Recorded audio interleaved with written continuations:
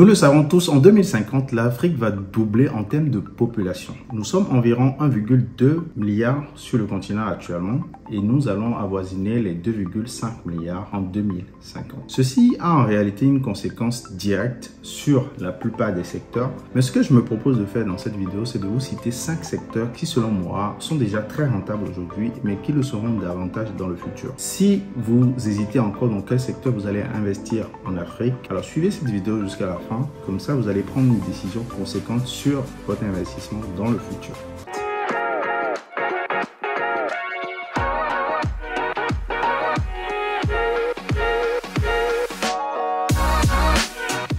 Salut à toi, si tu me découvres pour la première fois, je suis Ariel Agojagbe, je suis entrepreneur et ça fait quelques années que j'investis sur le continent africain. Alors sur cette chaîne, je parle de développement personnel et d'investissement, d'entrepreneuriat, principalement vers le continent africain. Alors si ce sont des thématiques qui te parlent, n'hésite pas à t'abonner sur cette chaîne, mais surtout, activer la cloche de notification pour ne manquer aucune de mes vidéos hebdomadaires. Alors le premier secteur que nous allons voir ensemble ici, c'est l'immobilier. C'est le secteur de l'immobilier. Dans l'immobilier, je mets l'achat des terrains, la construction d'immeubles, la construction des immeubles, pas que pour les particuliers, mais également pour les entreprises. Je mets également l'ameublement pour des locations de courte durée, communément appelé du Airbnb. J'englobe tout cela. Donc l'immobilier, de toute façon, la population va doubler, donc il faudra loger des gens. Le problème qui se pose avec l'immobilier, c'est la rentabilité de l'immobilier dans le temps. Donc, quand on veut avoir un immobilier rentable très rapidement, parce que l'immobilier, c'est clairement un secteur d'enrichissement, c'est l'un des plus gros secteurs d'enrichissement au monde, il faut bien étudier quel type d'immobilier on veut faire. Et la seule règle à observer dans l'immobilier, c'est l'emplacement, l'emplacement et l'emplacement. Donc, si vous voulez mettre en place des immeubles, il faut vérifier votre emplacement. Si vous voulez mettre en place de la promotion immobilière, il faut vérifier l'emplacement. Si vous voulez faire du Airbnb, il faut vérifier l'emplacement. Donc, ce que je sais, c'est qu'aujourd'hui, la plupart des gens qui veulent aller vers la promotion immobilière, qui est clairement la partie de l'immobilier qui est la plus rentable, qui commencent de toute façon à entrer dans le secteur par souvent, avec des petits budgets, ils rentrent avec le côté Airbnb, donc ils louent des appartements qu'ils rénovent aujourd'hui et qu'ils commencent comme ça à rentrer dans l'immobilier. Ou d'autres, ils achètent des terrains qu'ils revendent d'ici 2, 3, 4 ans. Ce sont des choses qui prennent beaucoup de la valeur. C'est un secteur qui est en pleine croissance en Afrique aujourd'hui et ça a déjà été en croissance et les années qui vont venir vont garder ce secteur en pleine croissance. Donc, ce n'est pas un secteur qui aura tendance à chuter. En tout cas, à mon avis, je ne pense pas. Et sinon, en tout cas, de toute façon, dans la vie, c'est des cycles. Même si ça chute, ça va reprendre de toute façon à un moment. Et nous, en fait, on est appelé à doubler notre population. Donc, il faudra loger tous ces gens-là. Et l'Afrique, c'est vraiment the place to be. Aujourd'hui, c'est là où il y a tout à faire. Donc, je pense que ce secteur, clairement, va créer davantage de millionnaires, voire multimillionnaires et des milliardaires clairement dans le futur. Donc il faut vraiment voir par quel bout vous pouvez prendre ce secteur là et encore une fois il faut bien faire l'immobilier. C'est un secteur qui permet de s'enrichir mais il faut bien le faire, c'est là où le bas blesse. Le deuxième secteur que nous allons voir ensemble ici, c'est le secteur des transports et logistiques. Alors ici je veux bien englober les transports et logistiques, les transports de biens et de personnes, mais également je veux bien qu'on intègre le tout dernier bébé de ce secteur-là qui concerne globalement le transport des personnes, c'est les taxis, VTC. Dans ce secteur, il faut voir qu'avec ce boom démographique, en fait, il faudra transporter des biens, il faudra transporter des personnes entre les capitales, entre les différentes villes de chaque pays. Donc, il faudra des sociétés solides, des entrepreneurs, comme ici aujourd'hui en Europe, où on a plein de sociétés de transport qui sont reconnues dans le monde, qui s'occupent de tout ce qui a trait à la logistique des biens et des personnes. Donc, il faudra également des grosses sociétés demain en Afrique pour ça. Donc, pour ça, des jeunes entrepreneurs comme vous et moi peuvent démarrer par des petites sociétés de transport qui sont dans les transports de personnes comme le VTC ou des petits camions qui vont transporter des graviers, du sable pour de la construction ou des petites sociétés de transport de personnes qui vont lier quelques villes avec quelques bus au début. Mais clairement, il faut penser à, dans le temps, à agrandir ces sociétés et englober tout ce qui concerne les transports et de la logistique et ne pas laisser ce terrain-là qu'aux multinationales, mais clairement aller chercher ce terrain-là.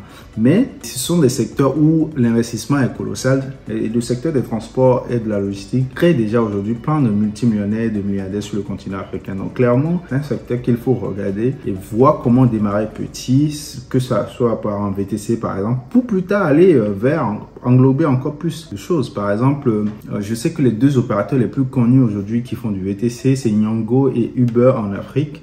De l'Ouest en tout cas. Je sais qu'au Togo et au Bénin, on a également Gozem qui est un des opérateurs qui commence à faire sa place aussi dans l'Afrique de l'Ouest.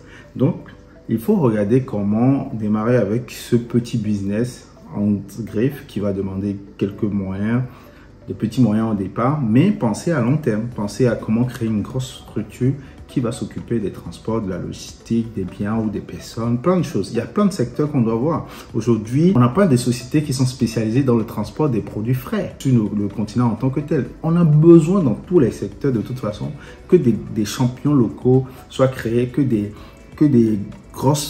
entrepreneurs créent encore plus de la valeur, créent encore plus de l'emploi aux gens. Donc demain, il faudra penser à ce secteur-là et voir où aller, où se nicher et petit à petit agrandir son entreprise autour de ce secteur. Le troisième secteur que nous allons voir ensemble aujourd'hui, c'est le secteur, ce n'est rien d'autre que le secteur de l'alimentation générale. Alors, ici, je veux bien englober les épiceries, mais aussi des boucheries ou des petites poissonneries. Donc, je veux tout englober dans la partie alimentation générale. Alors, ici, le point est clair, hein. Il faut nourrir les gens. Donc, demain, il faudra avoir plusieurs points de petites épiceries, d'alimentation générale pour approvisionner les gens des supermarchés. Pourquoi pas devenir des gros supermarchés africains? Parce qu'aujourd'hui, ce que je remarque, c'est que beaucoup de multinationales telles que Auchan, Leclerc s'installent de plus en plus en Afrique. Et nous, en fait, on n'a pas encore des champions locaux qui prennent vraiment ce relais-là. Et je pense que ça va passer par, de toute façon, de petites structures qui vont s'installer un peu partout et au fur et à mesure devenir encore plus grand. Parce qu'il faut nourrir les populations et le marché ne va pas suffire. Il faudra des supérettes un peu partout et clairement ceux qui vont se lancer dans ces secteurs-là et qui vont le maîtriser petitement et vont grandir avec le temps vont clairement faire de la différence sur la durée. Donc c'est clairement un secteur à voir demain avec la population qui va doubler. Donc il faut se mettre à fond dans l'alimentation générale et voir les produits. Surtout, il faut voir comment remplacer les produits qui sont beaucoup importés, pas des producteurs locaux, des choses qui sont faisables pour réduire les coûts. Donc c'est une piste en tout cas explorer et je pense qu'il faut voir absolument ce secteur. Et de toute façon, il faut nourrir les gens. Il n'y a qu'à voir la pyramide de Maslow, c'est la première étape. Et du coup, il faut penser à ce secteur-là. Le quatrième secteur que nous allons voir ensemble aujourd'hui, c'est l'agriculture et l'élevage. Ça aurait pu être le premier secteur que j'allais citer, mais je l'ai mis en quatrième position. Mais c'est clairement l'un des secteurs sur lesquels nous ne pourrions pas nous développer plus tard. Avec l'augmentation de la population, nous aurons besoin de nourrir tout ce monde-là. Et clairement, nous avons un réel problème dans le secteur de l'agriculture et de l'élevage. À certains endroits, nous produisons très peu et nous importons beaucoup. Et à certains endroits, nous produisons trop et les denrées périssent. Donc, il faut voir comment faire le match de tout ça et voir les endroits où on produit trop, comment faire pour développer une industrie qui va essayer de conserver les aliments et les endroits où on produit très peu, essayer d'avoir encore plus de producteurs. Donc ça, c'est quelque chose qu'il faut étudier en fonction du pays dans lequel vous êtes. En tout cas, l'agriculture et l'élevage, c'est clairement un secteur qui va créer beaucoup de milliardaires dans le futur en Afrique, mais c'est un secteur dans lequel il faut être patient et avoir une vision à long terme. Donc globalement, de toute façon, dans le business, il faut être patient et avoir une vision à long terme. L'agriculture ne déroge pas à cette règle et il faut le penser comme un vrai business et penser à comment vous allez transformer vos produits plus tard ou trouver des partenaires qui vont transformer vos produits. Ça vous arrangerait. Aujourd'hui, les petites industries qui vont se lancer aujourd'hui, dans 10, 20, 30 ans, seront les Nestlé de demain en Afrique. Donc, il faut penser à long terme et penser de comment vous allez faire en groupe où ça va être compliqué d'y aller seul en tant qu'investisseur parce que ça demande beaucoup d'argent. Et je pense que c'est pour ça que beaucoup de gens ne vont pas dans l'industrialisation des produits agricole aujourd'hui. Mais il faut voir comment on peut régler cette énigme-là. Et c'est clairement le secteur dans lequel moi-même j'investis énormément, mais c'est un secteur où je pense qu'il faut beaucoup à faire en Afrique, énormément à faire en Afrique. Et de toute façon, avec le temps, on va chacun à son niveau essayer d'apporter sa pierre à l'édifice. Et je pense que d'ici les 20, 30, 40 prochaines années, on va sortir des champions locaux dans ces secteurs-là si on se met au travail dès aujourd'hui. Le cinquième secteur que j'aimerais qu'on voit ensemble aujourd'hui, c'est le secteur des matériaux de construction des bâtiments. Alors, il faut voir que ça va un peu avec l'immobilier du coup, mais ce secteur-là est clairement un secteur d'avenir en Afrique parce que nous n'allons pas nous arrêter de construire. Il y a tout à faire. C'est-à-dire les routes, les bâtiments, les parcs. On a tellement de constructions à faire dans le futur que ceux qui vont se lancer dans ce secteur-là vont générer énormément de sous. Vous savez, tout ce qu'on fait dans les matériaux de construction aujourd'hui, pratiquement tout est importé. Et il faut clairement réfléchir à la solution d'en faire sur place. Et ça, je pense que ça va nécessiter des moyens un peu plus grands. Donc, il faut penser à, encore une fois, à se mettre dans des groupes, dans des investissements communs avec d'autres personnes pour voir comment monter des industries pour, par exemple, faire des unités de fabrication de briques ou je sais pas, genre que sais-je, ou de carreaux. Faut voir, mais c'est un secteur clairement qui va générer plusieurs milliardaires dans le futur en Afrique parce que tout est à construire.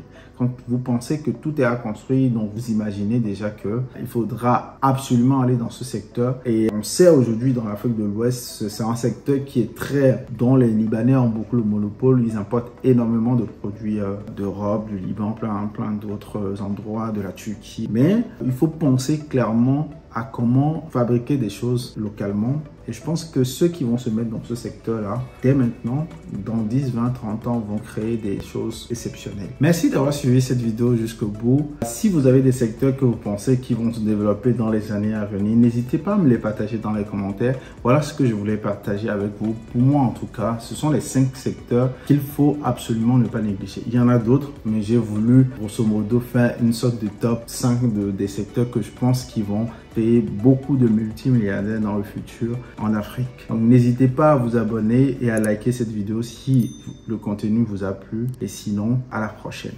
Salam.